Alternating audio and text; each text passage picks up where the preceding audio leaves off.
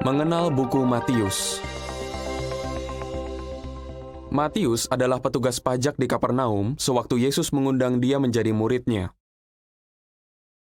Lalu, setelah Paskah tahun 31 Masehi, dia juga dipilih menjadi salah satu dari 12 rasul. Matius menyaksikan sendiri sebagian besar pelayanan Yesus yang lamanya 3,5 tahun. Dan sekitar tahun 41 Masehi, dialah yang pertama kali menulis tentang kehidupan dan ajaran Yesus. Apa yang dia tulis akhirnya menjadi bagian dari Injil bersama buku Markus, Lukas, dan Yohanes. Matius mencatat peristiwa yang terjadi antara tahun 2 sebelum Masehi sampai 33 Masehi. Ini termasuk peristiwa tepat sebelum Yesus lahir. Dan buku ini diakhiri dengan perintah Yesus untuk pergi dan mengajar orang-orang. Tahukah Anda, walaupun Matius adalah buku pertama dari kitab-kitab Yunani Kristen, bukti menunjukkan bahwa buku ini awalnya ditulis dalam bahasa Ibrani. Kemudian, Matius mungkin menerjemahkannya sendiri ke dalam bahasa Yunani.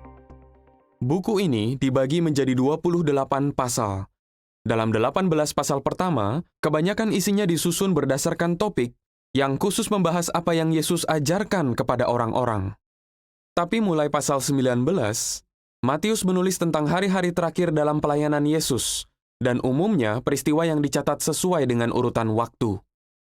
Sekitar 40% isi Injil Matius itu unik, karena mencatat peristiwa dan perincian yang tidak ada dalam 3 Injil lainnya. Buku ini diawali dengan silsilah dari Abraham sampai Yesus, melalui Yusuf, ayah angkat Yesus. Ini membuktikan bahwa Yesus adalah ahli waris yang sah dari Raja Daud. Matius juga mencatat khotbah Yesus di gunung dengan lengkap. Selain itu, ada banyak perumpamaan Yesus yang dicatat, seperti gandum dan lalang, mutiara yang bernilai tinggi, dan jala. Buku Matius sangat menekankan tema pengajaran Yesus, yaitu kerajaan surga. Agar pembaca yakin bahwa Yesus adalah Mesias yang dijanjikan, buku ini banyak mengutip langsung dan merujuk kitab-kitab Ibrani.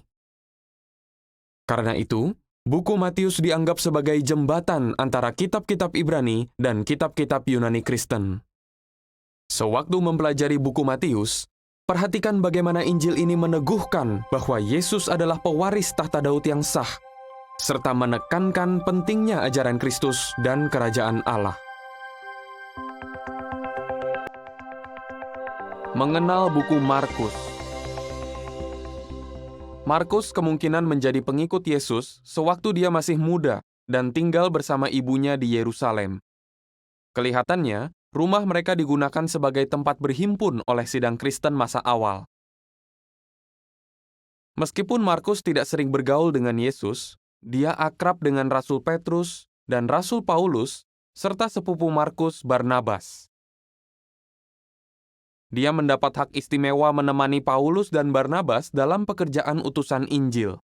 Dia juga melayani sampai ke daerah yang jauh seperti Babylon dan Roma. Kemungkinan antara tahun 60 dan 65 Masehi ketika berada di Roma, Markus menulis kisah hidup Yesus. Tulisannya menjadi Injil ketiga yang digunakan oleh sidang Kristen masa awal. Walaupun kebanyakan informasi yang Markus tulis juga ada dalam Injil lain, dia menulis beberapa informasi yang unik. Misalnya, buku ini jelas ditulis untuk pembaca non-Yahudi, terutama orang Romawi. Markus menjelaskan istilah dan kebiasaan Yahudi yang tidak diketahui orang Romawi dan orang non-Yahudi lainnya. Sepertinya, dia mendapat banyak informasi dari Petrus yang melihat langsung hampir semua peristiwa yang Markus tulis. Karena cerita Petrus, Markus bisa menjelaskan secara terperinci kegiatan dan perasaan Yesus. Buku ini terdiri dari 16 pasal dan adalah yang terpendek dari antara keempat Injil. Buku ini menceritakan peristiwa mulai tahun 29 sampai 33 Masehi. Pasal 1 sampai 10 menceritakan kisah pelayanan Yohanes Pembaptis dan pembaptisan Yesus di Sungai Yordan. Lalu, Markus menjelaskan pelayanan Yesus yang menakjubkan selama 3,5 tahun. Pasal-pasal ini mengisahkan bagaimana Yesus memilih para rasulnya, berbagai mukjizatnya, dan kepeduliannya kepada orang lain. Pasal 11-15 menceritakan tentang minggu terakhir Yesus sampai dia ditangkap dan dihukum mati. Tahukah Anda, Markus kelihatannya adalah pria muda yang melarikan diri dan meninggalkan pakaiannya pada malam Yesus ditangkap. Pasal 16 menceritakan bahwa yang pertama-tama tahu tentang kebangkitan Yesus adalah 3 wanita yang setia. Sewaktu membaca Injil ini, perhatikan cara Yesus menunjukkan kuasanya atas penyakit, kematian, dan kekuatan alam. Kepedulian dan kasih-Nya kepada orang-orang, dan semangatnya dalam menjalankan kehendak Bapa-Nya, yang menunjukkan seperti apa pemerintahannya nanti sebagai Raja Kerajaan Allah. Mengenal buku Lukas. Lukas adalah seorang dokter.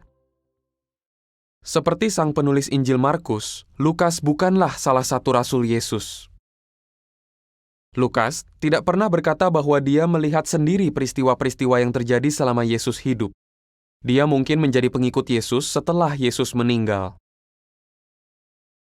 Belakangan, dia ikut bepergian bersama Rasul Paulus. Injil Lukas berisi peristiwa-peristiwa dari 3 sebelum Masehi sampai 33 Masehi. Injil ini ditulis berdasarkan urutan yang logis, seringkali berdasarkan urutan waktu. Hampir 60% isi buku ini tidak ada dalam ketiga Injil lainnya. Misalnya, paling tidak ada 6 mukjizat Yesus yang hanya ada dalam Injil Lukas. Lebih dari 300 kali, Lukas memakai istilah kedokteran atau menjelaskan sesuatu dari kacamata medis. Hanya Lukas yang menulis tentang seorang pria yang penuh kusta dan tentang ibu mertua Petrus yang demam tinggi. Lukas kemungkinan menulis buku ini di Kaisarea dari tahun 56 sampai 58 Masehi, sewaktu Paulus dipenjarakan di sana. Jadi, meski dalam Alkitab buku Lukas ditaruh setelah Markus, Lukas adalah Injil kedua yang selesai ditulis. Selain membaca Injil Matius, Lukas pasti juga dibimbing oleh Allah untuk mewawancarai orang-orang yang melihat sendiri pelayanan Yesus, serta memeriksa berbagai dokumen sejarah yang terpercaya. Injil Lukas terdiri dari 24 pasal. Pasal 1 dan 2 bercerita tentang awal kehidupan Yohanes Pembaptis dan Yesus.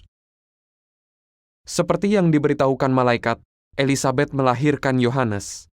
Maria melahirkan Yesus sekitar 6 bulan kemudian. Tahukah Anda? Lukas adalah satu-satunya penulis Injil yang menceritakan kisah saat Yesus berusia 12 tahun. Lukas mungkin mendengar cerita ini dari ibu Yesus, Maria. Pasal 3 membantu kita mengetahui kapan Yohanes Pembaptis dan Yesus memulai pelayanan mereka.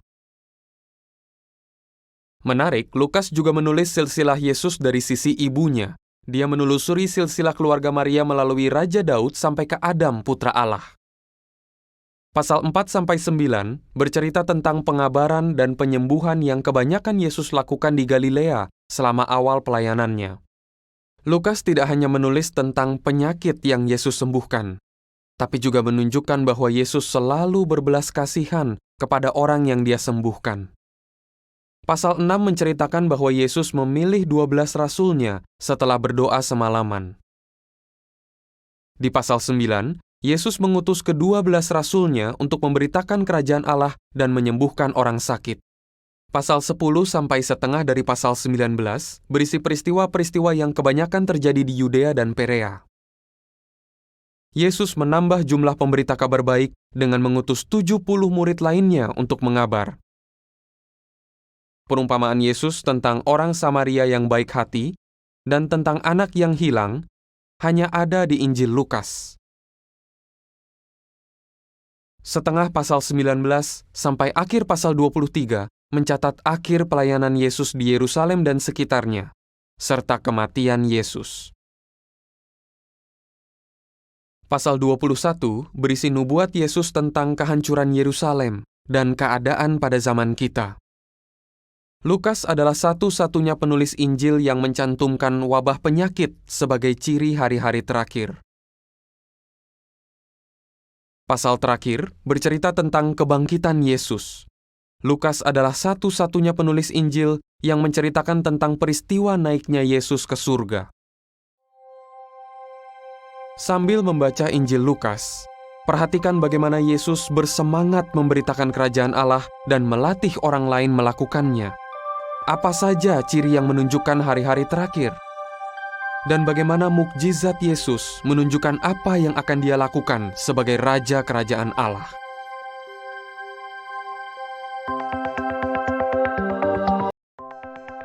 Mengenal buku Yohanes.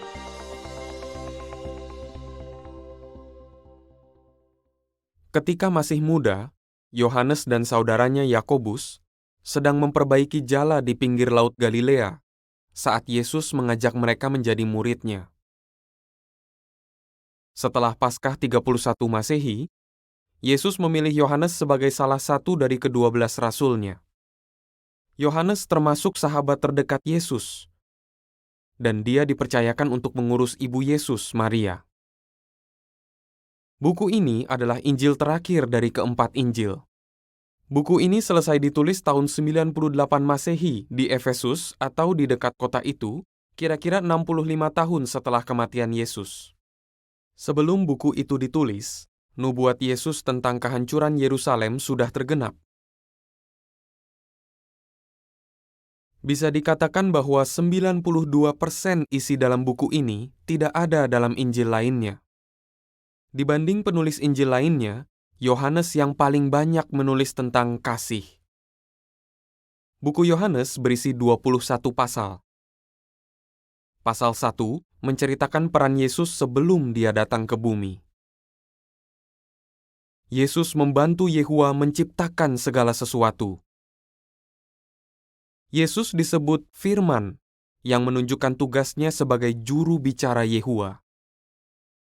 Pasal 2-6 menceritakan tentang 2 tahun pelayanan Yesus. Pasal 2 bercerita tentang mukjizat pertama Yesus di pesta pernikahan di Kana. Ketika anggur habis, Dia secara mukjizat mengubah 380 liter air menjadi anggur yang bagus.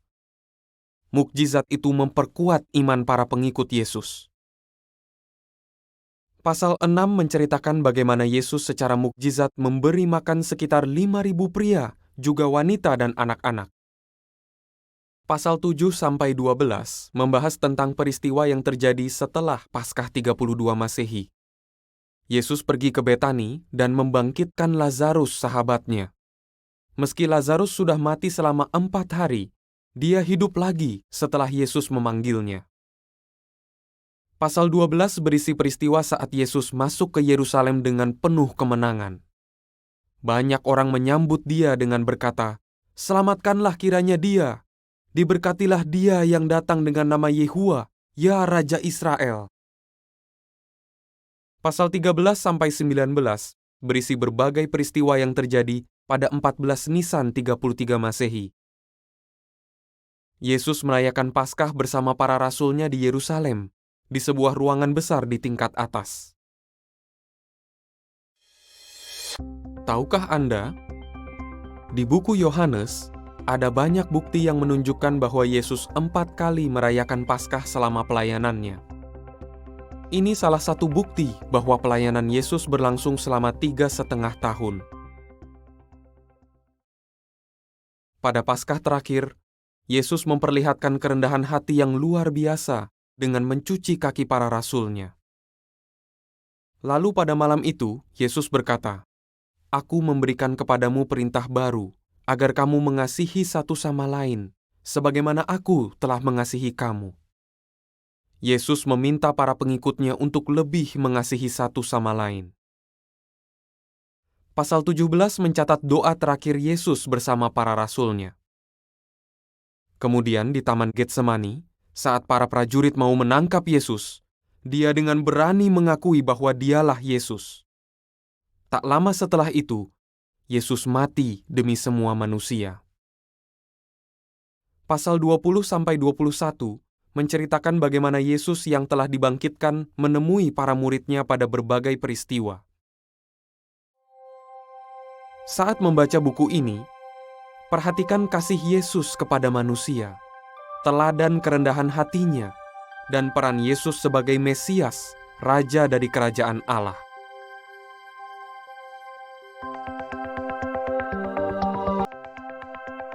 Mengenal buku kisah.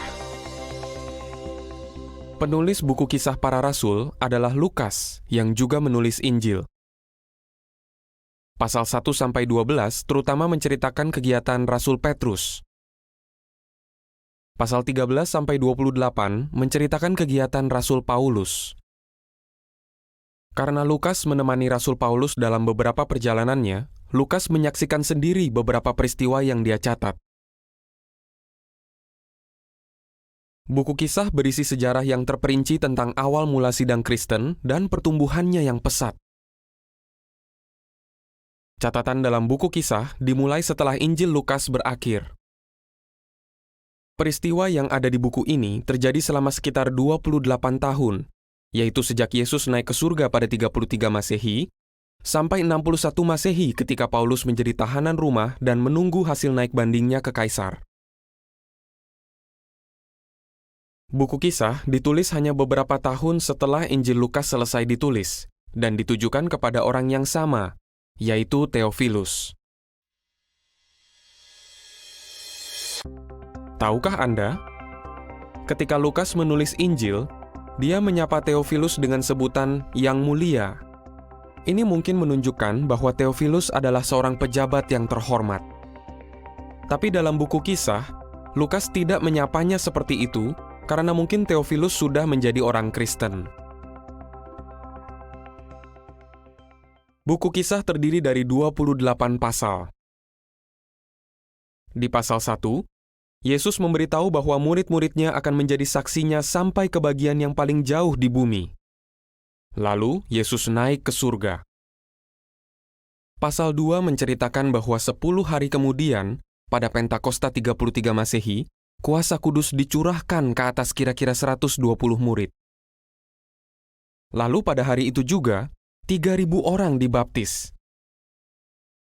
Pasal 3-9 mencatat bagaimana murid-murid mengabar dengan bersemangat dan membuat mukjizat.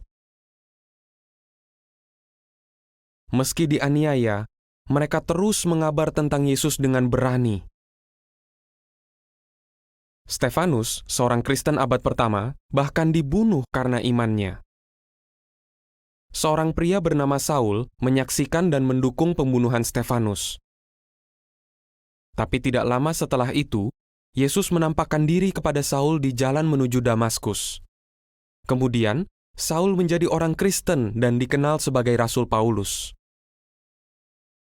Pasal 10 dan 11 menggambarkan masa damai yang dinikmati murid-murid.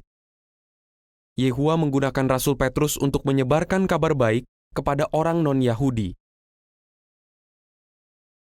Pada masa itulah kata Kristen pertama kali dipakai sebagai sebutan untuk murid-murid Kristus.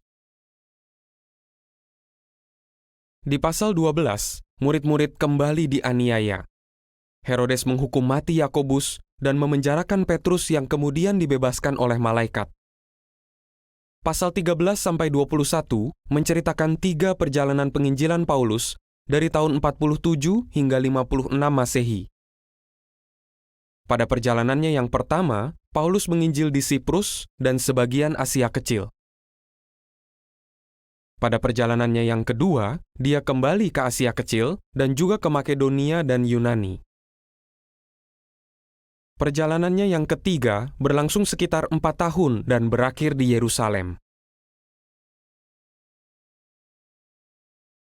Paulus menulis 6 surat selama perjalanannya, termasuk pada perjalanan yang kedua dan ketiga.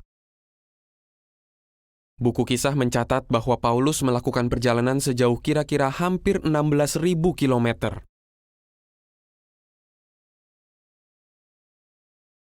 Di pasal 21, Paulus ditangkap di Yerusalem atas tuduhan palsu. Pasal 22-26 bercerita tentang pembelaan Paulus.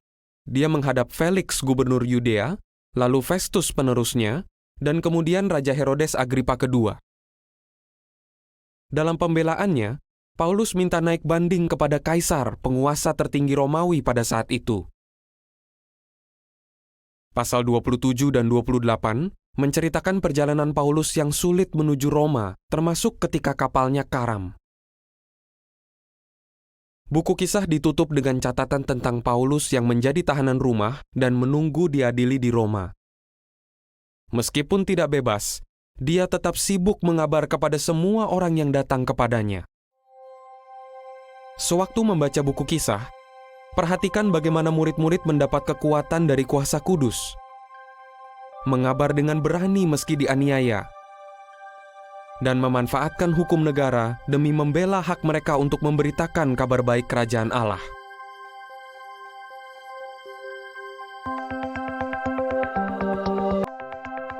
Mengenal buku Roma. Surat Roma ada di urutan pertama dari 21 surat yang ada dalam kitab-kitab Yunani Kristen. 14 surat ditulis oleh Rasul Paulus, termasuk Roma. Sekitar tahun 52 Masehi, Paulus memulai perjalanan utusan Injilnya yang ketiga. Di Korintus, kira-kira tahun 56 Masehi, Paulus menulis kepada orang Kristen di Roma, kota yang belum pernah dia kunjungi. Surat itu dibagi menjadi 16 pasal. Di pasal 1, Paulus mengatakan bahwa dia ingin mengunjungi saudara-saudari di Roma supaya bisa saling menguatkan. Dia juga mengatakan, orang-orang di dunia seharusnya tidak berbuat jahat dengan dalih tidak mengenal Allah, karena sifat-sifat Allah terlihat jelas dari ciptaannya. Tahukah Anda, Tertius membantu Paulus untuk menulis surat ini. Seorang saudari bernama Febe mungkin mengantarkan surat ini ke Roma atau menemani orang lain yang mengantarkannya. Di pasal 2, Paulus menyoroti sifat Allah yang tidak berat sebelah. Orang Yahudi maupun orang dari bangsa lain akan dihakimi dengan standar yang sama. Di pasal 3 dan 4, Paulus menjelaskan orang Yahudi dan Yunani bisa dinyatakan benar oleh Yehuwa karena beriman. Paulus menggunakan Abraham sebagai contoh. Abraham hidup sebelum Taurat diberikan kepada Musa dan sebelum Yesus mengorbankan kehidupannya. Namun, Abraham dinyatakan Allah sebagai orang yang benar karena dia sangat beriman. Di pasal 5 dan 6, Paulus mengatakan Adam berdosa kepada Allah. Akibatnya, semua manusia mewarisi dosa dan kematian. Kita bisa bebas dari hal-hal itu hanya jika kita beriman kepada Yesus dan korban tebusannya.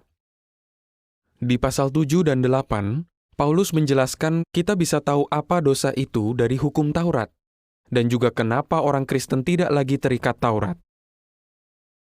Di pasal 9 dan 10, Paulus menjelaskan bahwa semua orang yang beriman bisa menjadi anak-anak rohani Allah, tidak soal kebangsaan mereka. Di pasal 11, Paulus memberikan perumpamaan tentang pohon zaitun peliharaan. Orang Yahudi yang menolak Mesias sama seperti cabang-cabang yang dipotong. Sebagai gantinya, ada cabang-cabang zaitun liar yang dicangkokkan, yaitu orang Kristen dari bangsa lain. Supaya bisa terus menjadi bagian dari pohon itu, mereka semua harus rendah hati dan beriman kepada Yesus. Di pasal 12 dan 13, Paulus menasihati orang Kristen untuk hidup damai dengan semua orang, saling mengasihi, dan menghormati pemerintah. Di pasal 14 dan 15, orang Kristen dinasihati untuk tidak saling menghakimi. Sebaliknya, mereka harus membantu yang lemah. Di pasal 16, Paulus mengakhiri suratnya dengan kata-kata yang menguatkan dan salam-salam. Dia menyebutkan 26 nama saudara-saudari. Sewaktu Anda membaca surat Roma, perhatikan bagaimana Allah tidak berat sebelah kepada semua orang. Bagaimana orang Kristen harus hidup damai dengan sesama, dan bagaimana kita bisa bebas dari dosa dan kematian dengan beriman kepada Yesus, Raja dari Kerajaan Allah.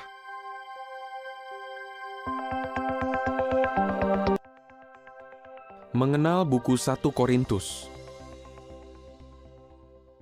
Rasul Paulus menulis surat ini kepada orang Kristen di kota Korintus yang maju dan sibuk.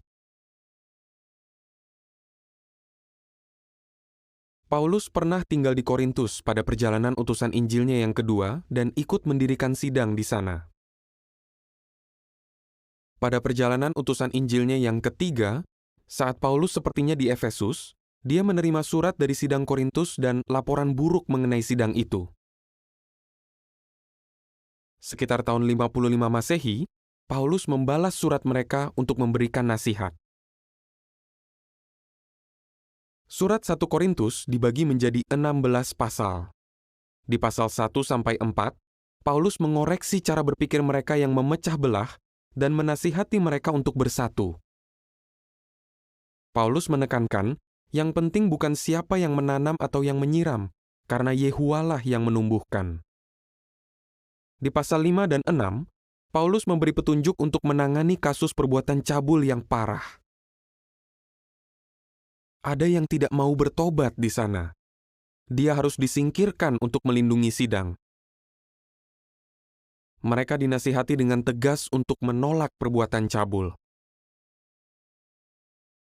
Pasal 7 memuat nasihat yang seimbang tentang kelajangan dan perkawinan.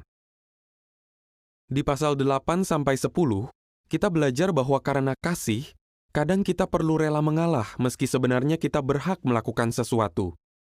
Kita tidak ingin menjadi sandungan atau membuat orang lain menolak kabar baik. Tahukah Anda? Pesta olahraga Ismia diadakan setiap 2 tahun di dekat Korintus. Paulus menggunakan perumpamaan lomba lari dari pesta olahraga yang terkenal itu untuk mengajar sidang Korintus tentang pentingnya kesetiaan dan ketekunan. Di pasal 11, Paulus menulis petunjuk tentang perjamuan malam Tuhan. Di pasal 12, Paulus menyamakan sidang dengan tubuh manusia untuk menjelaskan bahwa tiap anggota itu penting. Yehuwa senang jika kita bekerja sama dengan damai. Pasal 13 menjelaskan apa yang dilakukan dan tidak dilakukan oleh orang yang punya kasih. Pasal 14 mengajarkan bahwa pertemuan Kristen harus berlangsung dengan tertib dan damai. Pasal 15 membuat kita semakin yakin dengan harapan kebangkitan. Paulus menunjukkan bahwa nubuat tentang kebangkitan Yesus menjadi kenyataan, dan hal itu dilihat banyak saksi mata. Dia menjelaskan bahwa dosa dan kematian akan lenyap karena adanya tebusan Yesus. Di pasal 16, Paulus memberi petunjuk tentang mengumpulkan sumbangan untuk orang Kristen di Yerusalem yang kurang mampu. Sewaktu Anda membaca surat 1 Korintus, perhatikan bagaimana orang Kristen seharusnya tetap bersatu. Bagaimana sidang harus tetap bersih secara moral. Dan mengapa kita harus yakin dengan kebangkitan Yesus untuk mendapat berkat dari kerajaan Allah.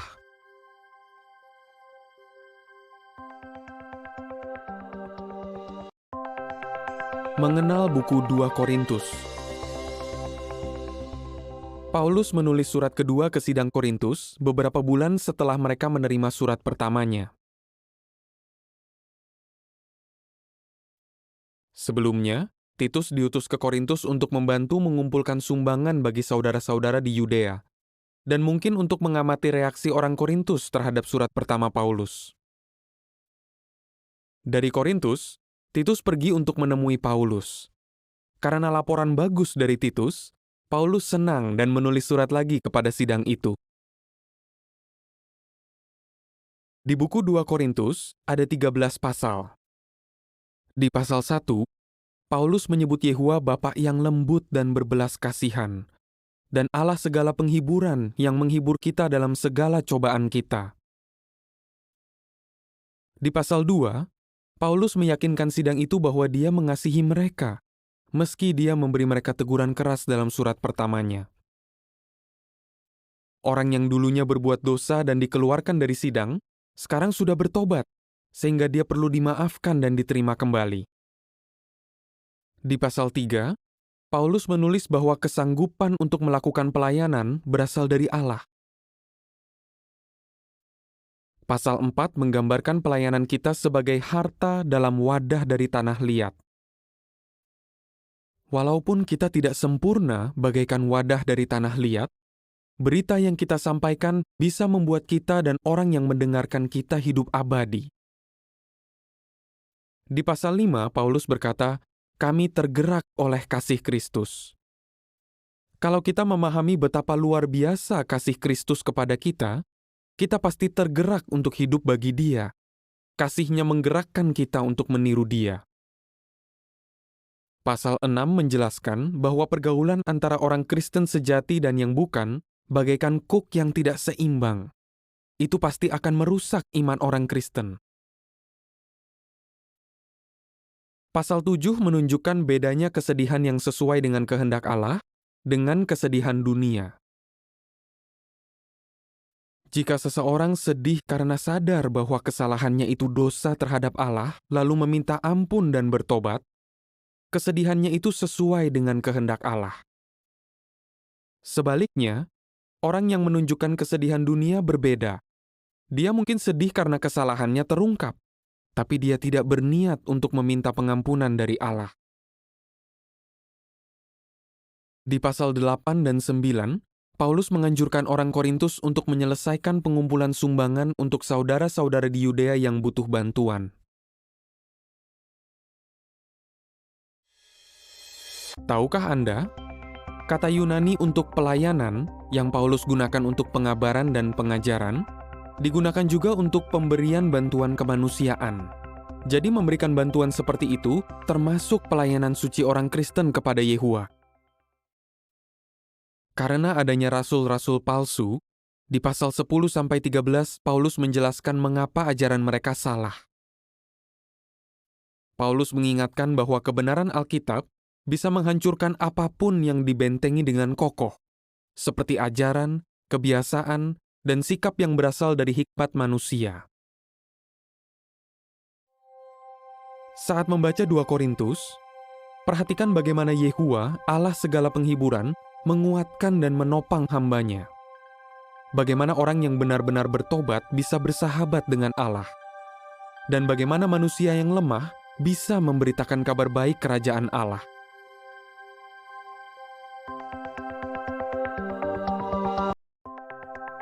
Mengenal buku Galatia. Rasul Paulus bisa jadi menulis surat ini di Korintus atau Antiokhia Syria, sesudah atau sewaktu dia melakukan perjalanan utusan Injil kedua. Meski biasanya ada sekretaris yang menuliskan surat-suratnya, kali ini Paulus sendiri yang menulis surat Galatia. Surat ini ditulis kira-kira antara 50-52 Masehi. Tahukah Anda, Galatia adalah provinsi Romawi yang terletak di tengah-tengah wilayah yang sering dikenal sebagai Asia Kecil. Paulus menulis surat kepada sidang-sidang jemaat di Galatia yang bisa jadi mencakup Antiokhia Pisidia, Ikonium, Listra, dan Derbe. Di Galatia, ada guru-guru palsu yang mengatakan bahwa orang Kristen harus mengikuti hukum Musa. Jadi di surat ini, Paulus mengajarkan bahwa hal itu keliru. Surat Galatia dibagi menjadi 6 pasal. Di pasal 1, Paulus bercerita bagaimana dia meninggalkan Yudaisme dan menjadi orang Kristen. Dia mengingatkan orang Galatia bahwa ajarannya berasal dari Yesus Kristus dan bahwa mereka harus mengikuti ajaran itu. Di pasal 2 dan 3, Paulus mengajarkan bahwa seseorang dinyatakan benar bukan karena menjalankan hukum. Hukum diumpamakan seperti pembimbing yang mengarahkan orang kepada Kristus. Iman kepada Yesuslah yang membuat seseorang dinyatakan benar. Paulus mengajarkan bahwa keturunan rohani Abraham adalah Kristus dan mereka yang akan mendapat warisan bersama Kristus. Meski begitu, di pasal 4-6, Paulus mengingatkan orang Galatia supaya mereka tidak diperbudak oleh ajaran manusia. Di pasal 4, Paulus mengajar dengan menggunakan sebuah kisah, yaitu Hagar dan Sara, serta anak-anak mereka, Ismail dan Ishak. Hagar dan Ismail menggambarkan Yerusalem dan anak-anaknya, yaitu penduduknya yang terikat perjanjian Taurat dan diperbudak dosa. Sara dan Ishak menggambarkan Yerusalem yang di atas, yaitu bagian organisasi Yehua yang ada di surga, dan anak-anaknya, yaitu orang Kristen terurap yang dimerdekakan. Tapi, Paulus menasihati agar mereka jangan menggunakan kemerdekaan ini sebagai alasan untuk melakukan hal-hal yang salah. Dia mengajarkan apa bedanya perbuatan daging dengan buah yang dihasilkan kuasa kudus. Seseorang juga akan menuai apa yang dia tabur. Sewaktu Anda membaca surat Galatia, perhatikan bagaimana orang Kristen dinyatakan benar hanya melalui iman. Bagaimana kita akan diberkati jika menunjukkan buah yang dihasilkan kuasa kudus. Dan bagaimana keturunan rohani Abraham memaksudkan Kristus Yesus dan orang lain yang ikut mewarisi kerajaannya yang kekal.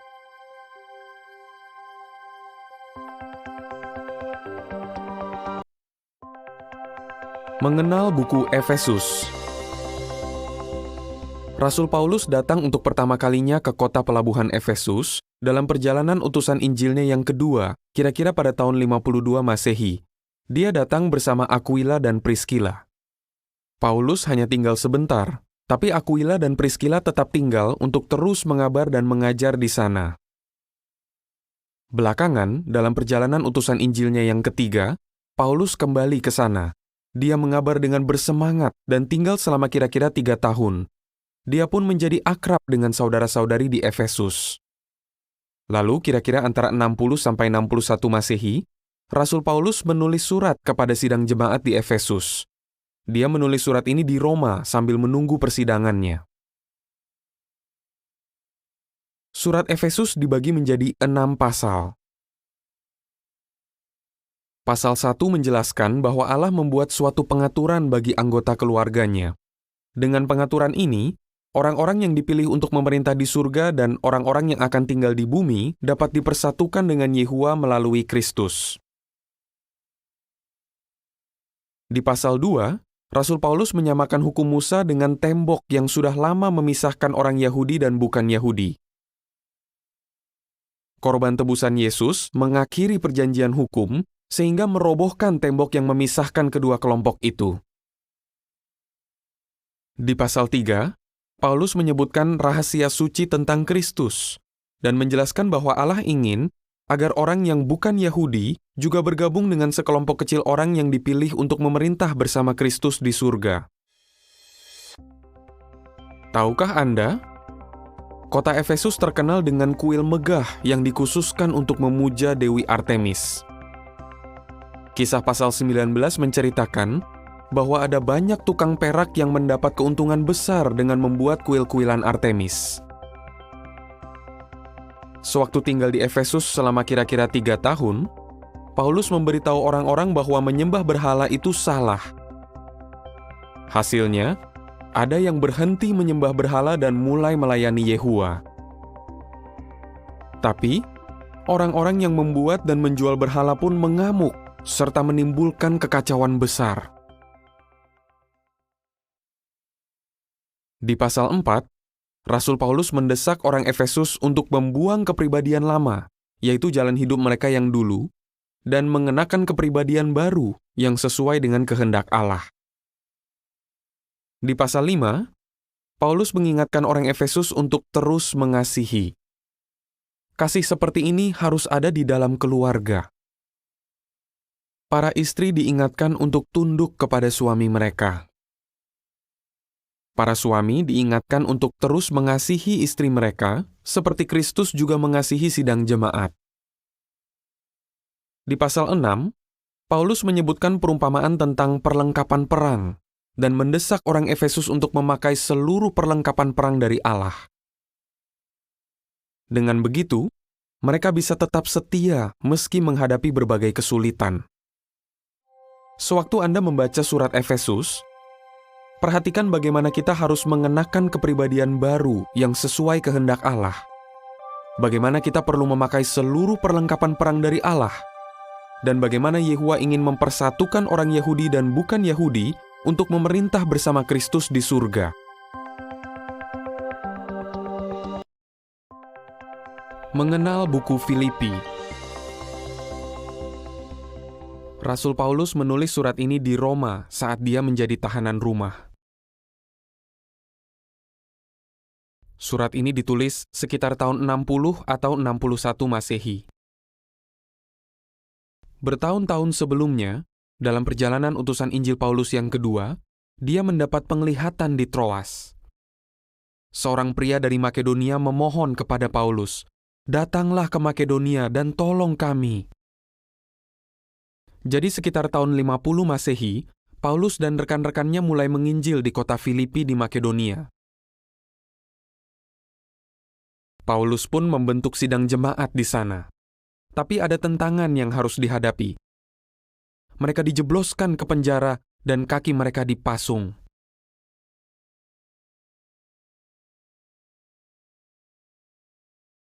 Pada perjalanan utusan Injilnya yang ketiga, Paulus kembali ke Filipi. Dari suratnya, kita bisa tahu bahwa Paulus dan saudara-saudari di Filipi benar-benar saling mengasihi. Surat Filipi dibagi menjadi 4 pasal. Di pasal 1, Paulus memberitahu dia memang menjadi tahanan rumah, tapi apa yang dia alami justru memajukan kabar baik. Keberanian Paulus saat menghadapi tantangan menguatkan saudara-saudari untuk terus memberitakan firman Allah dengan berani. Di pasal 2, Paulus mengingatkan sidang Filipi untuk terus meniru pikiran dan sikap Kristus. Lalu, sidang Filipi dipuji karena mereka bersinar sebagai penerang dalam dunia. Tahukah Anda, sidang Filipi pernah mengutus Epafroditus untuk membawa hadiah bagi Paulus di Roma. Belakangan, Paulus mengutus Epafroditus untuk pulang ke Filipi dan membawa surat bagi sidang itu. Di pasal 3, Paulus memperingatkan mereka yang membanggakan hal-hal jasmani. Bisa jadi karena mereka bangga menjadi orang Yahudi. Paulus pernah merasakan banyak keuntungan saat menjadi orang Farisi, tapi baginya itu seperti sampah jika dibandingkan dengan kehormatan untuk mengenal Kristus dan bersatu dengannya. Di pasal 4, sidang Filipi diingatkan untuk tidak khawatir akan apapun. Sebaliknya, mereka perlu berdoa dan mengucap syukur agar mendapat kedamaian dari Allah. Paulus juga berterima kasih karena mereka dengan murah hati mencukupi kebutuhannya. Sewaktu Anda membaca surat Filipi, perhatikan bahwa ketekunan kita bisa menguatkan orang lain. Firman Allah dan kuasa kudus bisa membantu kita meniru pikiran dan sikap Kristus. Dan Allah memberi kedamaian kepada mereka yang terus berdoa kepadanya dan menunggu kerajaannya memerintah.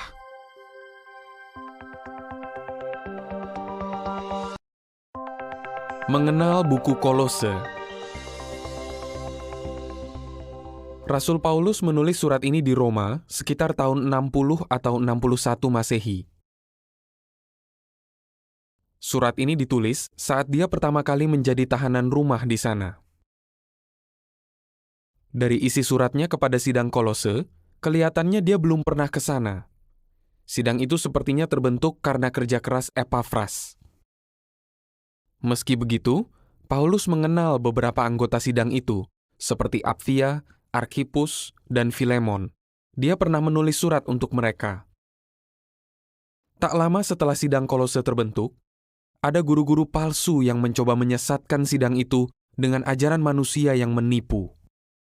Epafras menempuh perjalanan ratusan kilometer dari Kolose ke Roma untuk melaporkan situasi sidang itu kepada Paulus. Surat Kolose dibagi menjadi 4 pasal.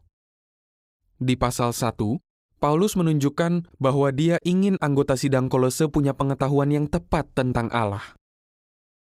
Lalu, Paulus menjelaskan Yesus adalah cerminan dari Allah yang tidak kelihatan, dan dialah ciptaan yang pertama, dan melalui dialah semua yang di surga dan di bumi diciptakan. Kristus juga adalah kepala sidang jemaat. Di pasal 2, ada peringatan untuk berhati-hati terhadap orang yang menyebarkan ajaran manusia dan yang memaksa orang lain untuk menjalankan hukum Musa. Paulus menjelaskan hukum Musa telah dihapus dan disingkirkan. Allah menyingkirkan itu dengan seolah-olah memakukannya di tiang siksaan Kristus. Tahukah Anda Di Kolose 4 ayat 10, Paulus menulis tentang Markus sepupu Barnabas. Markus, yang juga disebut Yohanes, pernah menemani Paulus dan Barnabas dalam perjalanan utusan Injil mereka yang pertama. Tapi, Markus meninggalkan mereka dan pulang ke Yerusalem. Paulus pun kecewa. Tapi sekitar 12 tahun kemudian, Markus menemani Paulus di Roma. Pastilah mereka sudah akur kembali. Di pasal 3, Paulus menasihati mereka untuk meraih hal-hal yang di atas, di tempat Kristus duduk di sebelah kanan Allah.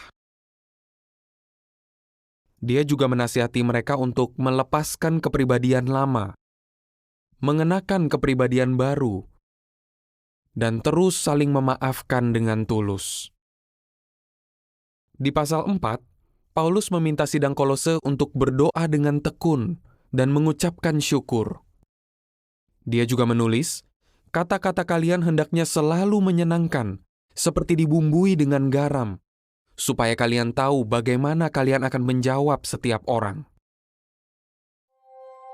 Sewaktu Anda membaca surat Kolose, perhatikan bahwa kita harus punya pengetahuan yang tepat tentang Allah, punya sifat-sifat bagus seperti Kristus, dan selalu menggunakan kata-kata yang menyenangkan, terutama saat kita memberitakan kabar baik tentang kerajaan Allah.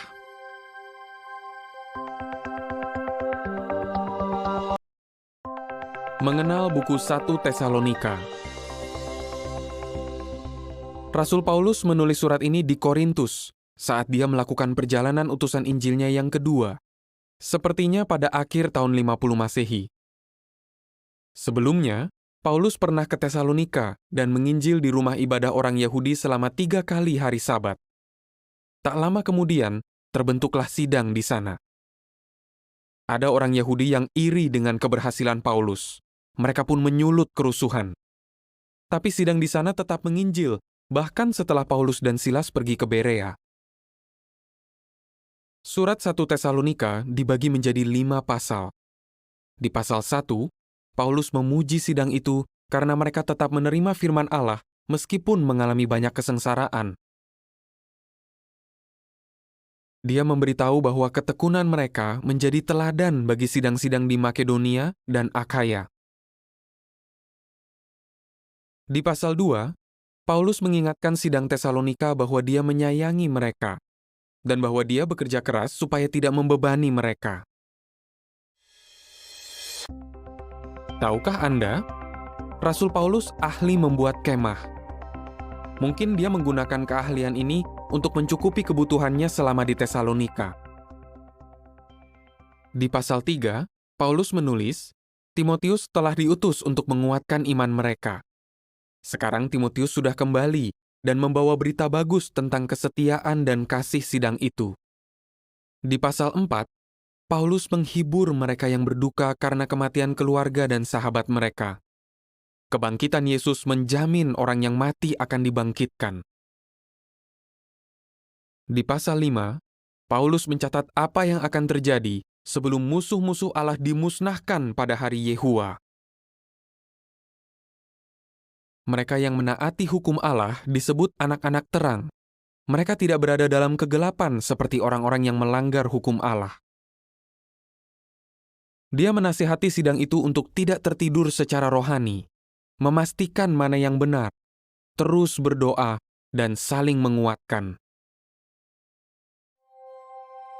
Sewaktu Anda membaca surat 1 Tesalonika, perhatikan bagaimana ketekunan kita saat ditentang bisa menguatkan orang lain. Harapan kebangkitan bisa menghibur dan menguatkan mereka yang berduka. Dan Yesus Kristus sebagai Raja Kerajaan Allah akan memusnahkan semua musuh Allah.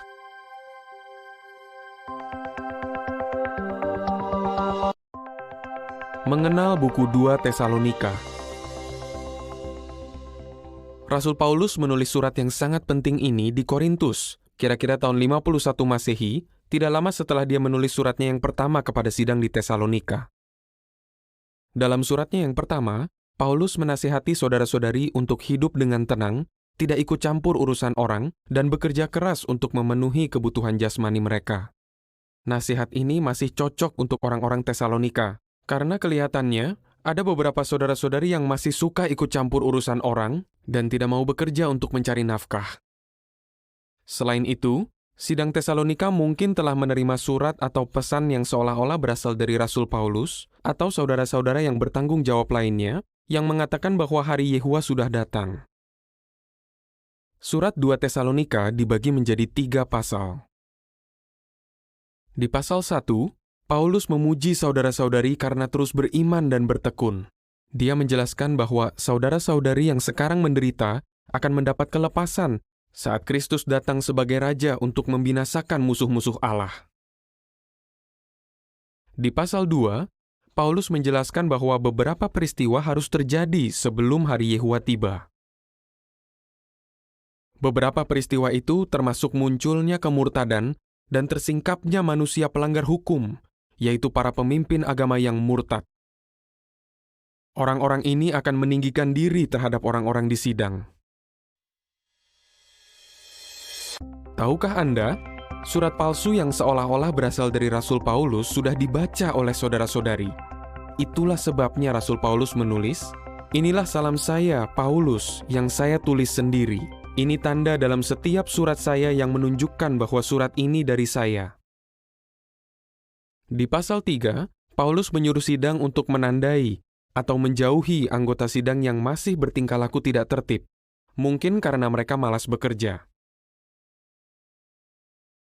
Meski begitu, sidang tidak boleh menganggap mereka sebagai musuh, tapi terus menasihati mereka sebagai seorang saudara. Tujuannya adalah supaya mereka bertobat. Sewaktu Anda membaca surat 2 Tesalonika, perhatikan bagaimana setan bisa menggunakan pria-pria yang sombong untuk merusak ajaran Kristus yang murni. Mengapa sebaiknya kita menjauhi orang-orang yang tidak tertib, tapi terus menasihati mereka sebagai seorang saudara? Dan bagaimana kita bisa bertekun untuk menghadapi kesengsaraan sambil menantikan kerajaan Allah?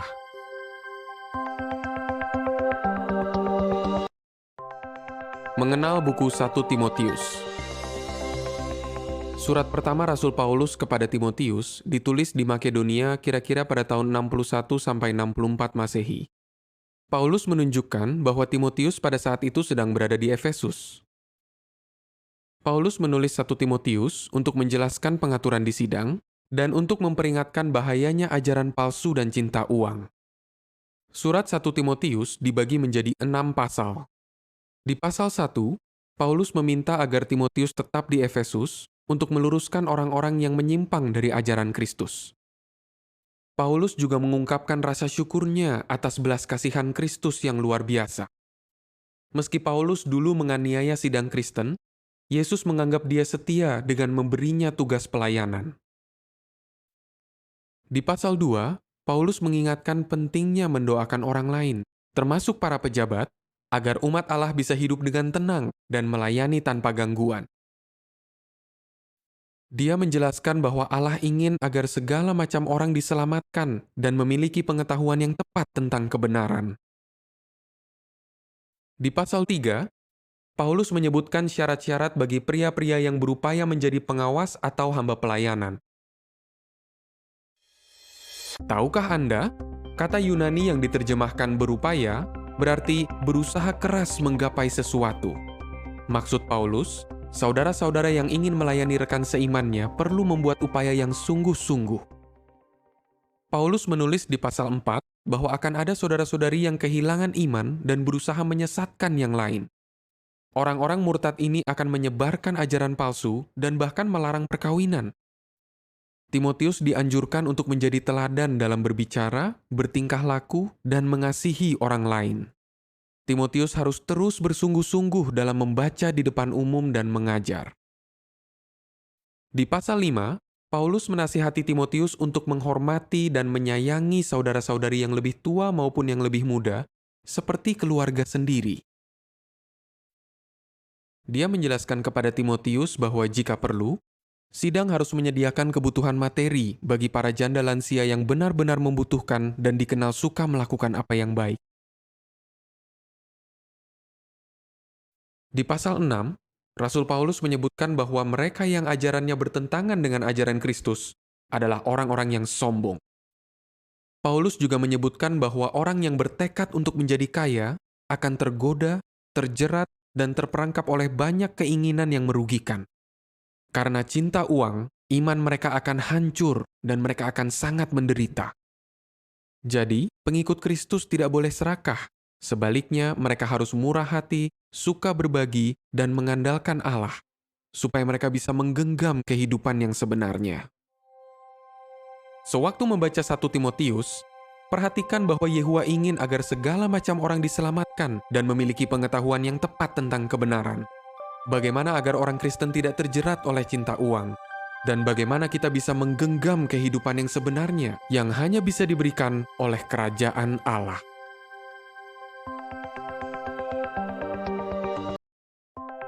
Mengenal buku 2 Timotius.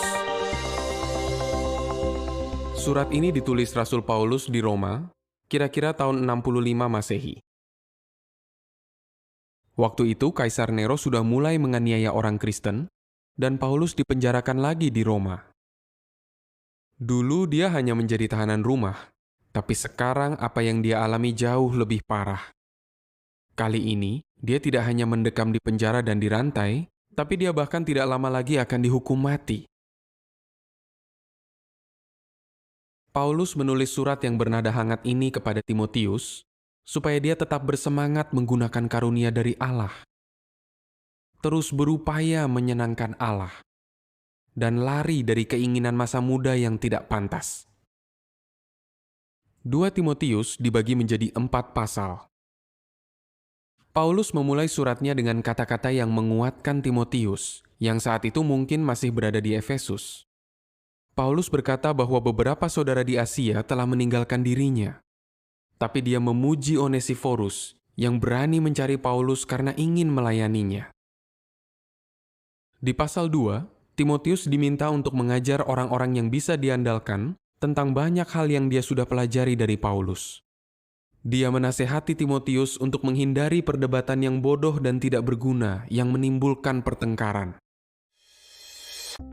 Tahukah Anda?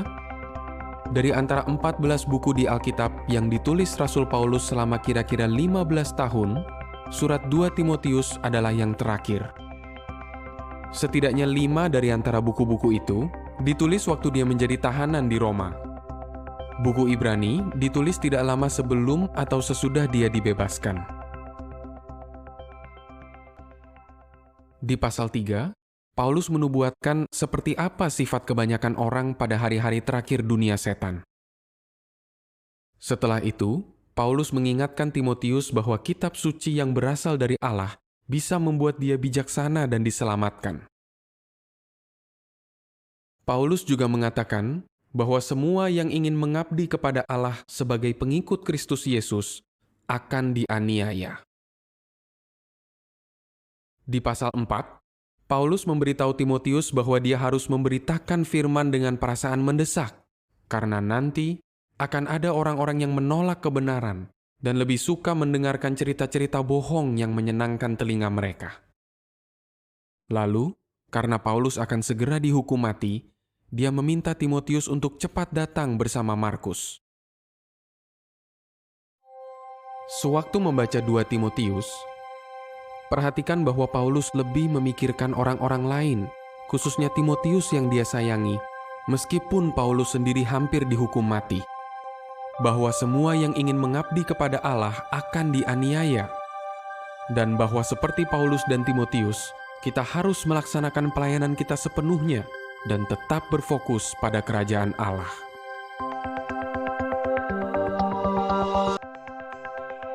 Mengenal buku Titus. Surat Rasul Paulus kepada Titus ditulis antara tahun 61 sampai 64 Masehi. Surat ini mungkin ditulis di Makedonia setelah dia dibebaskan dari penahanannya di Roma. Tampaknya setelah dibebaskan, Paulus melayani bersama Titus di Pulau Kreta. Setelah Paulus pergi, Titus tetap melayani di sana. Titus punya tugas yang sulit di Pulau Kreta. Orang-orang di sana terkenal tidak jujur, malas, dan rakus. Sifat-sifat buruk seperti ini memengaruhi beberapa saudara-saudari di sidang. Jadi di surat ini, Paulus meminta Titus untuk menangani berbagai masalah di sidang-sidang di Kreta dan untuk melantik saudara-saudara yang matang menjadi penatua. Surat kepada Titus dibagi menjadi 3 pasal. Di pasal 1, terdapat persyaratan rohani bagi para penatua. Paulus lalu meminta Titus untuk memberikan teguran keras kepada orang-orang di sidang yang berupaya menyesatkan saudara-saudari. Orang-orang ini suka melawan, suka omong kosong, dan memaksa orang-orang Kristen untuk disunat. Di pasal 2, Paulus menyebutkan banyak sifat-sifat bagus yang harus dimiliki pria dan wanita Kristen, termasuk para budak. Untuk menyemangati Titus, Paulus menganjurkan dia untuk berbicara dan bertindak dengan wewenang penuh dan tidak membiarkan siapapun meremehkan dia. Tahukah Anda, dari catatan tentang pelayanan Titus sebagai pengawas Kristen, dia terbukti sanggup menangani tugas yang sulit dan masalah yang sensitif. Dia berani, tegas, pengasih, dan tampaknya terampil mengatur berbagai urusan sidang. Paulus yakin bahwa Titus akan sukses dalam tugasnya di Pulau Kreta.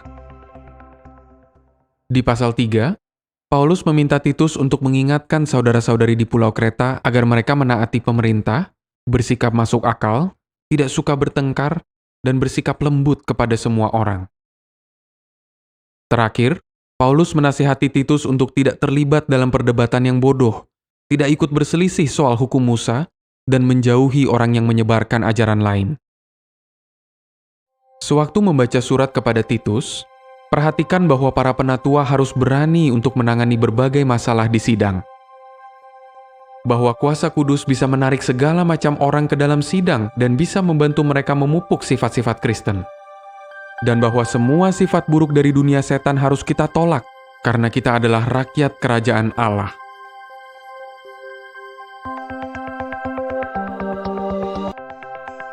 Mengenal buku Filemon.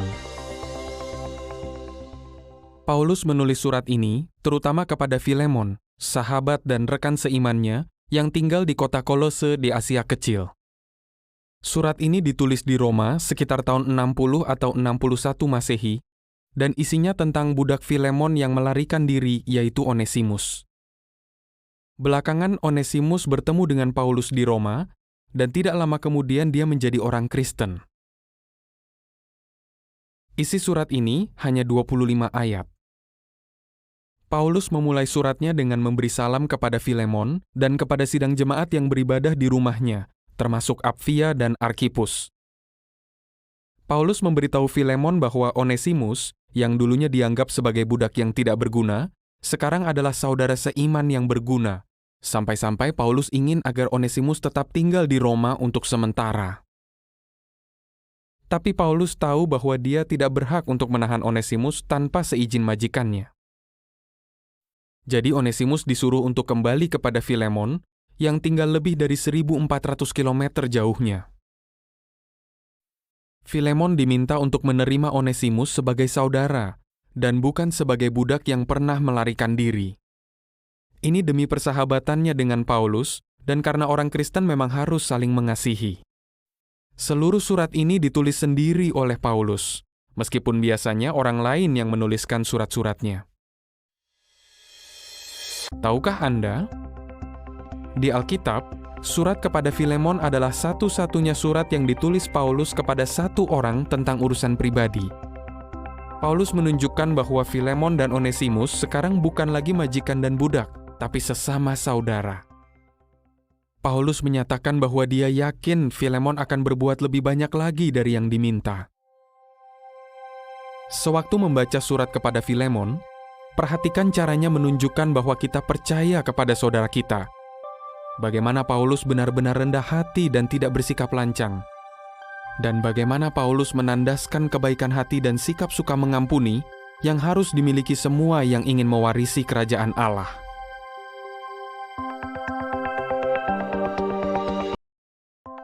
Mengenal buku Ibrani. Paulus menulis surat ini sekitar tahun 61 Masehi, tidak lama sebelum atau sesudah dia dibebaskan dari penahanan di Roma. Dari isinya kita bisa tahu bahwa surat ini ditujukan kepada orang Kristen Ibrani yang tinggal di Yudea. Banyak dari mereka sudah bertahun-tahun menjadi orang Kristen, tapi secara rohani, mereka menjadi seperti bayi lagi yang membutuhkan susu dan bukan makanan keras.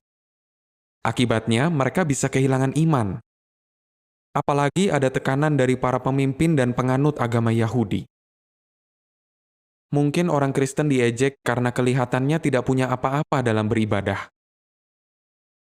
Sedangkan orang Yahudi punya bait yang megah, imam, korban-korban binatang, hukum Musa, dan sejarah panjang yang dimulai dari Abraham.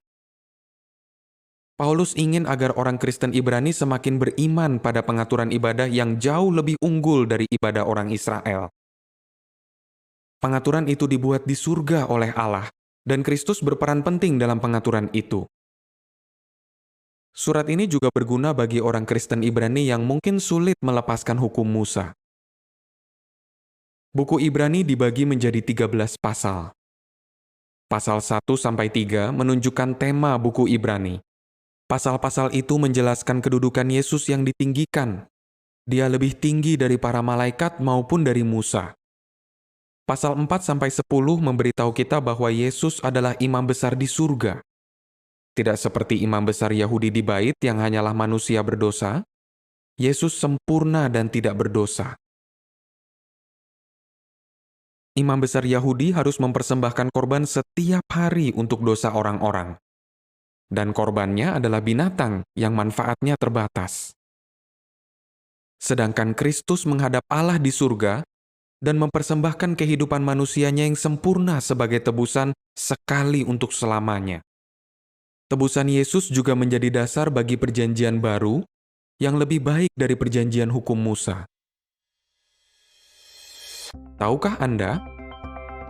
Paulus berkata di Ibrani 9 ayat 9, kemah itu adalah gambaran. Kemah yang dimaksud adalah tabernakel yang dibuat oleh Musa di bumi. Ibadah di kemah ini dan korban-korban binatang tidak bisa membuat dosa diampuni sepenuhnya. Tapi, kemah yang bukan buatan tangan lebih unggul.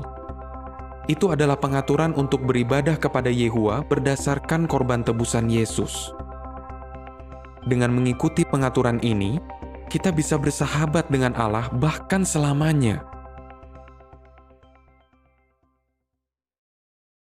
Pasal 10 menganjurkan para pengikut Kristus berkumpul bersama secara teratur untuk saling menguatkan, terutama karena akhir itu semakin dekat.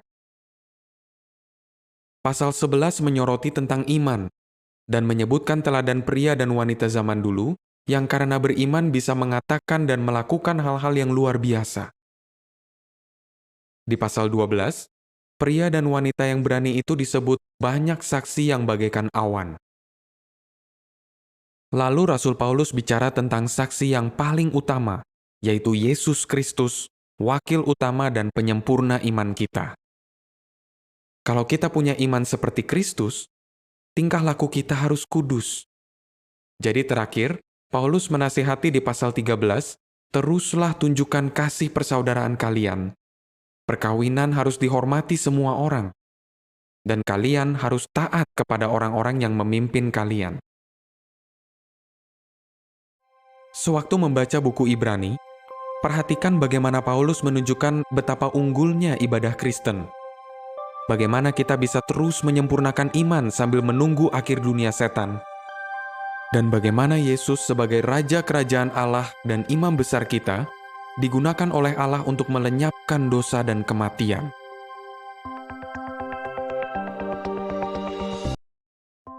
Mengenal surat Yakobus. Ada bukti yang kuat bahwa Yakobus yang menulis surat ini adalah Yakobus adik tiri Yesus. Yakobus menulis surat ini sebelum tahun 62 Masehi. Saat itu dia tinggal di Yerusalem. Surat ini menekankan bahwa kita perlu beriman dan bertekun saat menghadapi cobaan, menghindari dosa agar tetap menyenangkan Allah, dan membuktikan iman melalui perbuatan. Seperti Yesus, Yakobus memakai banyak perumpamaan yang sederhana tapi maknanya dalam. Gambarannya juga dikenal baik banyak orang, seperti ombak di laut, bunga dan pohon, orang yang melihat mukanya di cermin, serta emas dan perak yang bisa berkarat dan lenyap. Surat Yakobus dibagi menjadi 5 pasal. Pasal 1 mengingatkan kita untuk terus meminta hikmat kepada Allah dan beriman bahwa kita akan mendapatkannya. Kalau kita ragu, kita seperti ombak yang ditiup angin ke sana kemari. Pasal 2 berisi teguran kepada mereka yang bersikap pilih kasih yang membedakan orang kaya dan orang miskin.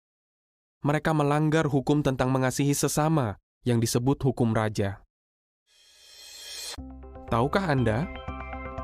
Banyak nasihat Yakobus diambil dari khotbah di gunung. Misalnya, kita bisa bersuka cita meskipun dianiaya. Kita harus melakukan kehendak Allah, bukan hanya mendengarkannya. Dan kita harus mengampuni orang lain agar bisa diampuni Allah. Di pasal 3, Yakobus menggunakan berbagai perumpamaan untuk menunjukkan pentingnya mengendalikan lidah. Ini khususnya perlu bagi orang-orang yang mengajarkan firman Allah. Yakobus menyamakan lidah kita dengan beberapa hal, seperti tali kekang di mulut kuda, kemudi kapal, api, dan sumber air. Pasal 4 menjelaskan bahwa orang bertingkah laku buruk karena punya keinginan tubuh yang berdosa. Yakobus juga berkata, siapapun yang ingin menjadi sahabat dunia, menjadikan dirinya musuh Allah. Sebaliknya, kalau kita melawan iblis dan mendekat kepada Allah, Allah akan mendekat kepada kita. Pasal 5 memberitahukan bahwa Yehuwa akan menghukum orang kaya dan penguasa yang menekan orang lain. Yakobus juga menyoroti tentang kesabaran. Seperti petani yang sabar menunggu hujan, kita juga perlu sabar menunggu Allah mewujudkan janjinya tentang kehadiran Kristus. Sementara itu, kalau ada orang yang sakit secara rohani, dia harus mencari bantuan para penatua yang pengasih. Nasihat mereka dari firman Allah dan doa yang diucapkan dengan iman bisa membantu orang yang sakit itu pulih.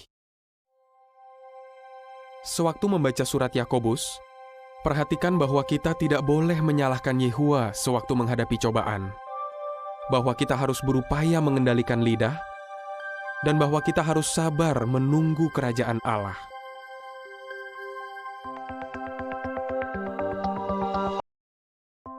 Mengenal buku 1 Petrus. Rasul Petrus menunjukkan bahwa dialah yang menulis 2 suratnya di dalam Alkitab, yaitu 1 dan 2 Petrus. Dia menulis suratnya yang pertama di Babylon sekitar tahun 62-64 Masehi. Petrus dibantu oleh Silvanus, yang juga disebut Silas, untuk menuliskan suratnya. Kelihatannya Silvanus adalah Silas yang sebelumnya menjadi rekan seperjalanan Rasul Paulus. Surat 1 Petrus ditujukan kepada orang Kristen terurap di Pontus, Galatia, Kapadokia, Asia, dan Bitinia. Orang Kristen di tempat-tempat itu menghadapi banyak ujian. Surat 1 Petrus dibagi menjadi 5 pasal. Di pasal 1, Petrus mengingatkan saudara-saudaranya yang terurap bahwa mereka sudah dilahirkan kembali untuk memiliki harapan yang teguh atas dasar kebangkitan Yesus Kristus. Kalau mereka setia, mereka bisa mendapatkan warisan yang tidak bisa musnah yang disimpan di surga. Jadi mereka harus menyiapkan pikiran untuk bekerja keras bagi Yehuwa dan menolak keinginan yang salah. Di pasal 2, pengikut Yesus yang terurap disebut bangsa yang suci dan imam-imam yang adalah raja, yang mempersembahkan korban rohani dengan suka memberi. Di pasal 3, kita membaca bahwa istri harus tunduk kepada suami dari hati, seperti Sarah yang tunduk kepada Abraham. Dan suami dinasehati untuk memberikan perhatian kepada istrinya. Tahukah Anda, dalam suratnya yang pertama, Petrus mengutip dari setidaknya 6 buku Alkitab, yaitu Kejadian, Keluaran, Imamat, Mazmur, Amsal, dan Yesaya. Dengan mengutip firman Allah, Petrus meniru Yesus, dan dia menjadi teladan yang bagus untuk kita. Di pasal 4, Rasul Petrus menekankan bahwa seperti Kristus, kita harus hidup untuk mengikuti kehendak Allah, bahkan ketika kita menghadapi ujian yang berat. Petrus juga memberitahu kita bahwa kita harus selalu siap berdoa. Di pasal 5, Petrus memohon kepada rekan-rekan penatuannya untuk menggembalakan kawanan domba Allah dengan rendah hati dan tidak mementingkan diri. Lalu dia menganjurkan kita untuk melemparkan semua kekhawatiran kepada Allah, karena Allah peduli kepada kita. Sewaktu membaca 1 Petrus, perhatikan bahwa kita perlu menyiapkan pikiran untuk bekerja keras, bahwa istri harus tunduk dan suami harus perhatian, dan bahwa kita harus bertekun saat menghadapi ujian sambil menunggu datangnya kerajaan Allah.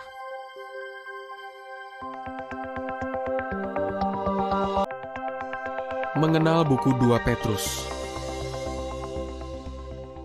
Rasul Petrus menunjukkan bahwa dialah yang menulis 2 suratnya di dalam Alkitab, yaitu 1 dan 2 Petrus. Petrus menulis suratnya yang kedua sekitar tahun 64 Masehi, tidak lama setelah dia menulis suratnya yang pertama. Waktu itu, dia mungkin masih berada di Babylon atau di dekat situ. Surat 2 Petrus menganjurkan orang Kristen terurap untuk tetap setia supaya bisa hidup di surga, untuk waspada pada guru-guru palsu, dan untuk memperhatikan kata-kata nubuat. Surat 2 Petrus dibagi menjadi 3 pasal. Pasal 1 membahas perubahan rupa Kristus yang disaksikan Petrus, Yakobus, dan Yohanes. Hal ini menggambarkan kemuliaan Yesus sebagai Raja Kerajaan Allah. Peristiwa itu meneguhkan kata-kata nubuat. Jadi orang Kristen harus memperhatikan kata-kata itu yang seperti lampu yang bersinar di kegelapan.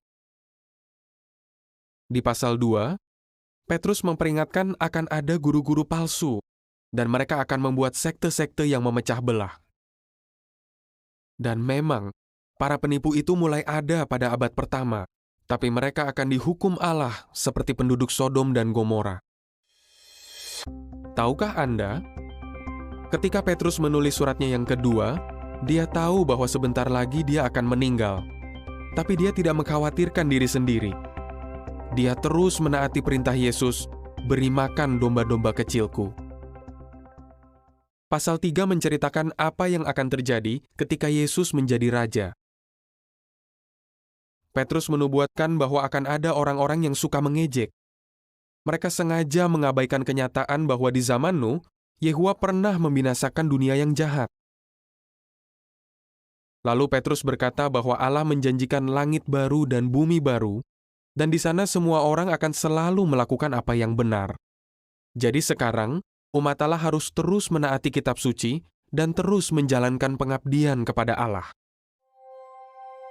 Sewaktu membaca 2 Petrus, perhatikan bahwa perubahan rupa Kristus membuat kita semakin beriman pada nubuat Alkitab, bahwa kita perlu waspada terhadap guru-guru palsu, dan bahwa kita perlu sabar menantikan langit baru, yaitu kerajaan Allah yang akan memerintah bumi baru, yaitu umat manusia yang menghormati Allah.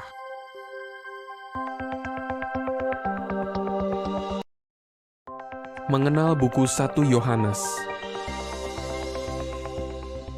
Rasul Yohanes menulis 3 surat di Alkitab, dan suratnya yang pertama adalah yang terpanjang. Mungkin dia menulis surat-suratnya di Efesus atau di dekat situ, sekitar tahun 98 Masehi. Pada waktu itu juga dia menulis Injilnya. Surat 1 Yohanes ditulis bukan untuk satu orang saja, tapi untuk semua orang Kristen. Tujuannya adalah agar saudara-saudari semakin beriman kepada apa yang telah mereka pelajari tentang Kristus.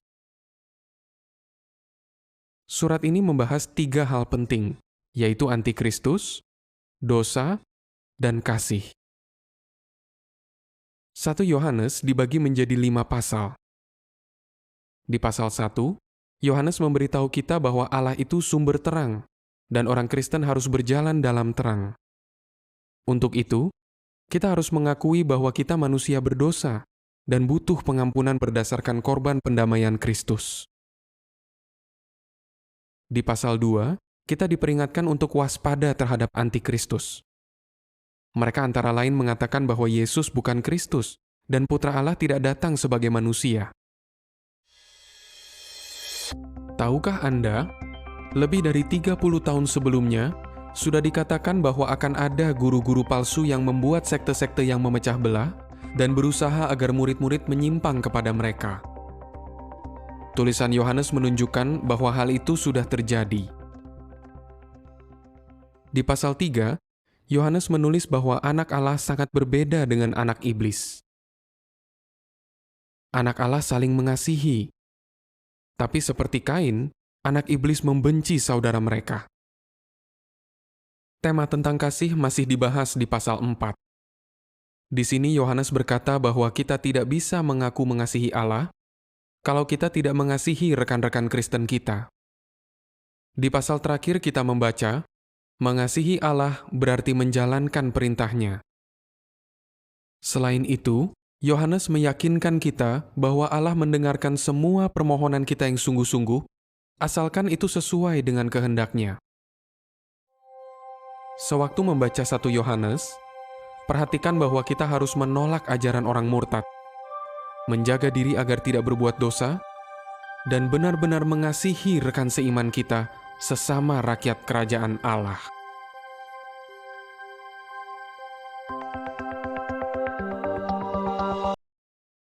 Mengenal buku 2 Yohanes.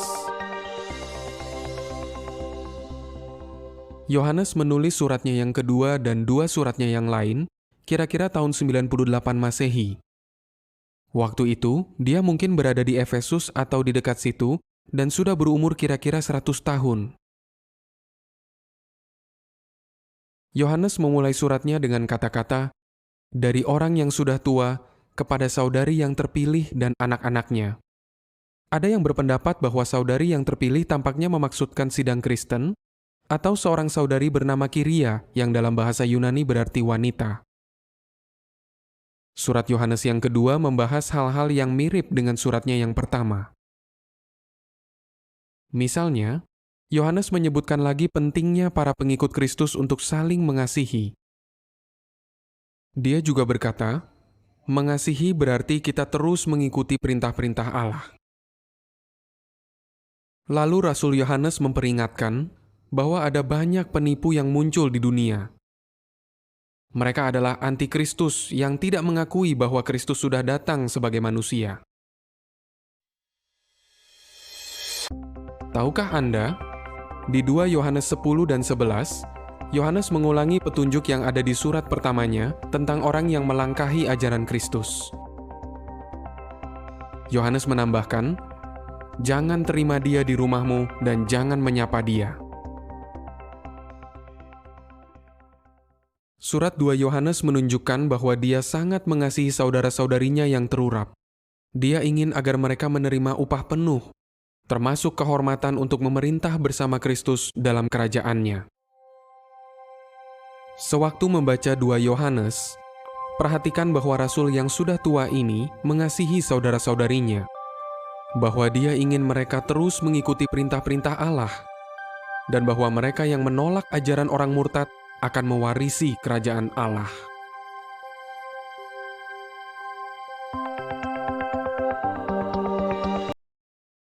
Mengenal buku 3 Yohanes.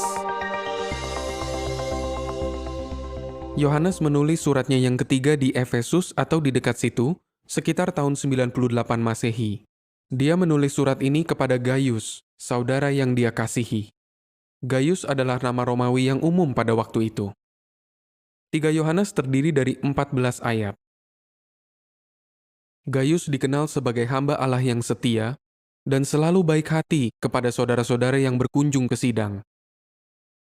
Rasul Yohanes memuji Gaius karena dia selalu murah hati. Tapi Diotrefes, dia sangat berbeda dengan Gaius. Diotrefes tidak mau menerima arahan dari para rasul, dan dia ingin menjadi orang yang paling penting di sidang. Dia tidak mau menyambut saudara-saudara yang berkunjung. Dia bahkan berusaha menghalangi orang yang mau menyambut mereka dan mengeluarkan orang itu dari sidang. Tapi, orang-orang memuji Demetrius, yang adalah orang Kristen dan sahabat Yohanes. Kemungkinan besar Demetriuslah yang mengantarkan surat Yohanes yang ketiga. Tahukah Anda, di 3 Yohanes 6, Gaius diminta untuk membantu saudara-saudara yang akan melanjutkan perjalanan dengan cara yang Allah kehendaki. Itu mungkin termasuk menyediakan apa yang mereka butuhkan di jalan. Tampaknya itulah yang Gaius lakukan. Pada bagian akhir dari surat Yohanes yang kedua dan ketiga, dia berkata bahwa suratnya pendek karena dia ingin segera bertemu dan berbicara langsung dengan saudara-saudarinya. Sewaktu membaca surat Yohanes yang ketiga, perhatikan bahwa orang Kristen perlu bermurah hati, bahwa sikap Diotrefes yang sombong sangat bertolak belakang dengan Gaius, saudara yang dikasihi, dan bahwa Yohanes sangat menyayangi saudara-saudarinya yang akan memerintah bersamanya dalam kerajaan Allah.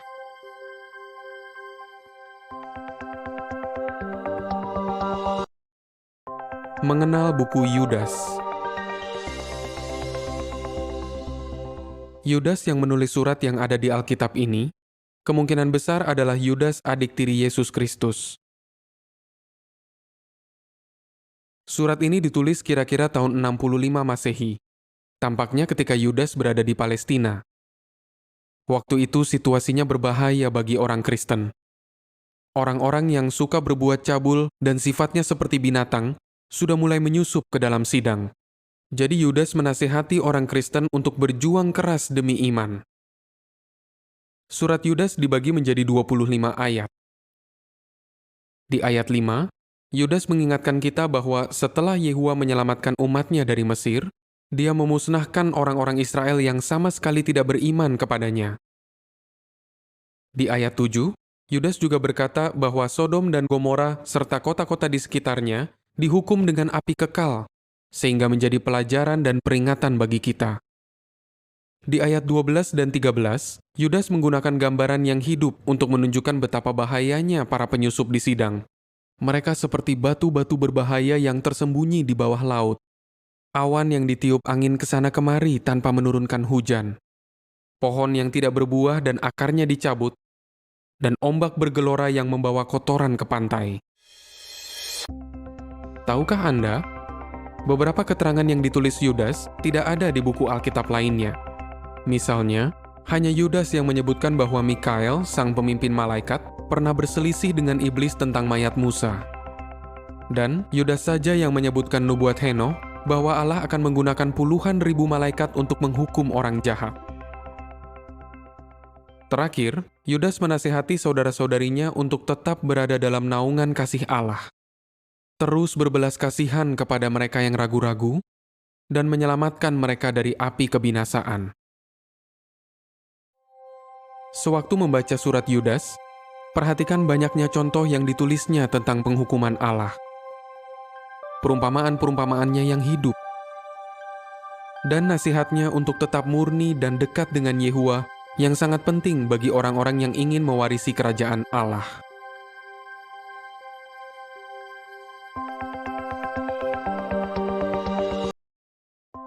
Mengenal buku Wahyu. Buku Wahyu ditulis oleh Rasul Yohanes sekitar tahun 96 Masehi. Waktu itu dia sedang ditawan di Pulau Patmos. Buku Wahyu sangat berkaitan dengan buku pertama di Alkitab, yaitu buku Kejadian. Buku Kejadian menceritakan mengapa Firdaus tidak ada lagi, dan buku Wahyu menjelaskan bagaimana Firdaus bisa dipulihkan. Buku Wahyu berisi 16 penglihatan dan dibagi menjadi 22 pasal. Di pasal 1-3, Yohanes diminta untuk menulis surat kepada 7 sidang, yaitu sidang di Efesus, Smyrna, Pergamus, Tiatira, Sardis, Philadelphia, dan Laodikia. Di pasal 4 dan 5, Yohanes melihat Yehua duduk di atas tahtanya. Yehua menyerahkan gulungan yang ditutup dengan 7 meterai kepada anak domba, yaitu Yesus Kristus yang sudah dimuliakan. Di pasal 6, Yesus membuka 6 meterai yang ada di gulungan itu. Ketika dia membuka 4 meterai yang pertama, ada 4 penunggang kuda yang maju. 3 penunggang kuda yang terakhir membawa perang, kelaparan, dan kematian. Di pasal 7, Yohanes melihat 4 malaikat yang sedang menahan angin kebinasaan sampai seluruh bangsa Israel rohani menerima meterai. Rasul Yohanes juga melihat kumpulan orang yang tidak terhitung banyaknya, yang berasal dari segala bangsa, yang selamat melewati kesengsaraan besar. Tahukah Anda, di Kejadian 3 ayat 15, Allah bernubuat bahwa keturunan wanita yang disebutkan di ayat itu akan menghancurkan kepala dari ular yang dulu membuat Adam dan Hawa memberontak. Buku Wahyu menunjukkan bahwa ular yang pertama itu adalah setan si iblis. Dialah yang menggunakan seekor ular untuk menyebabkan pemberontakan di Eden. Keturunan utama wanita itu adalah Mesias, yaitu Yesus Kristus Sang Raja.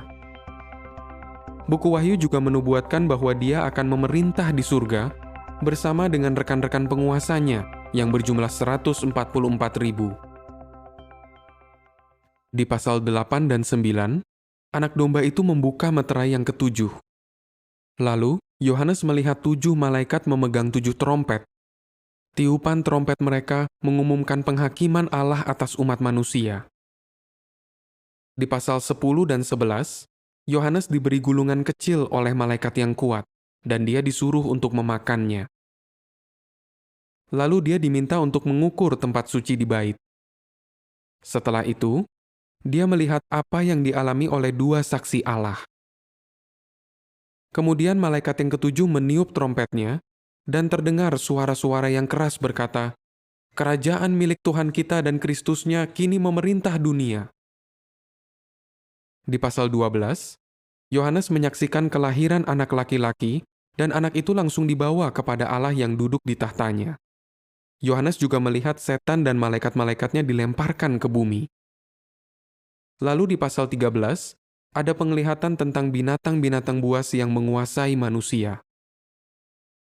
Pasal 14 menceritakan tentang anak domba yang berdiri di Gunung Zion bersama 144.000 orang. Di pasal 15 dan 16, 7 malaikat menumpahkan kemarahan Allah yang ada dalam 7 mangkuk emas ke bumi. Dan dikatakan bahwa perang besar antara Allah dan bangsa-bangsa akan terjadi di suatu tempat yang disebut Armageddon. Pasal 17 dan 18 bercerita tentang seorang pelacur yang mabuk yang disebut Babylon Besar. Dia menunggangi binatang buas berwarna merah menyala yang memiliki 10 tanduk. Tapi kemudian, binatang buas itu malah menyerang dan menghabisi dia. Di pasal 19, Yohanes menyaksikan Yesus dan pasukannya di surga melenyapkan orang-orang jahat. 3 penglihatan terakhir di pasal 20-22 menunjukkan bahwa setan dilemparkan ke lubang yang sangat dalam. Kristus memerintah selama 1000 tahun. Orang-orang dibangkitkan di bumi. Dan manusia maupun roh-roh jahat yang memberontak dibinasakan untuk selamanya. Yohanes juga melihat Yerusalem baru yang tampak mulia. Dan ada sungai air kehidupan yang mengalir dari tahta Allah dan tahta anak domba. Di kedua sisi sungai itu, terdapat pohon-pohon kehidupan. Sewaktu membaca buku Wahyu, perhatikan bahwa penglihatan di dalamnya menunjukkan bagaimana janji Allah di Kejadian 3 ayat 15 akan terwujud. Bahwa Allah akan menggunakan Kristus untuk melenyapkan semua kejahatan. Dan bahwa kehendak Yehua akan terjadi di bumi seperti di surga untuk selama-lamanya melalui kerajaan Allah.